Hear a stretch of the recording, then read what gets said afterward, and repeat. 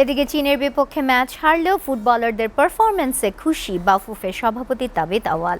সিডনিতে এসএটিভিকে তিনি জানিয়েছেন, চীনের বিপক্ষে প্রত্যাশার চেয়ে ভালো খেলেছেন বাংলাদেশের মেয়েরা। বাফুফের সভাপতি বলেন, পরের ম্যাচে উত্তর কোরিয়ার বিপক্ষে আরও পরিণত ফুটবল খেলবে আফাইদা শামসুন্নাহাররা। সিডনি থেকে নুরুদ্দিন খানের আরেকটি প্রতিবেদন। শক্তিশালী চীনের বিপক্ষে ম্যাচে লড়াকু মানসিকতা দেখিয়েছে টিম বাংলাদেশ, যে লড়াইয়ে খুশি বাফুফে। দর্শক, সিডনিতে এসিটিভির সঙ্গে আছেন বাফুফে সভাপতি তাবিত আউয়াল। এই ম্যাচ নিয়ে তার প্রতিক্রিয়া শুনবো। না, আজকে খেলা আমি বারে বলে আসতেছি যে বাংলাদেশ একটা কনসিস্টেন্সি খেলা খেলবে। আজকে সেই খেলাটা আমরা খেলেছি। আমি খুব প্রাউড ফিল করি যে আমাদের দল শেষ মুহূর্ত পর্যন্ত চেষ্টা করেছে অ্যাটাক করতে, গোল দিতে। আর যে স্কোরটা এখন হয়েছে এটা আমাদেরকে এখনও ভালো চান্স দেয় নেক্সট রাউন্ডে এগিয়ে যাওয়ার জন্য। তো নেক্সট ম্যাচের অপেক্ষা আমরা থাকতে হবে। দেখেন, আমরা ঋতুপর্ণার শটটা দেখেছি, আমরা গোলকিপার মিলির অস্বাভাবিক অনেকগুলো সেভ দেখেছি, আমরা মনিকা চাকমার মিডফিল্ডে অনেকগুলি ডজ এবং ড্রিবল দেখেছি।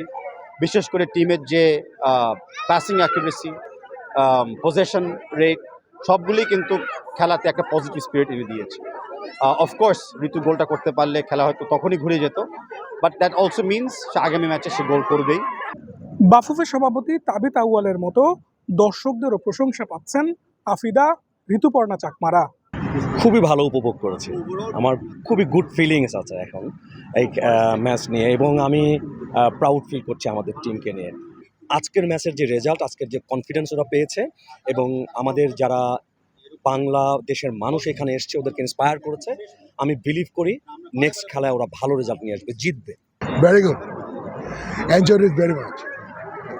They did very well. Yes. But lap 2 is, more than better. I think it's a winning match, I think, against China. চীনের পর এই মাঠেই উত্তর কোরিয়ার বিপক্ষে নিজেদের দ্বিতীয় ম্যাচে খেলতে নামবে টিম বাংলাদেশ, যে ম্যাচ নিয়ে আগ্রহের কমতি নেই বাফুফে সমর্থকদের।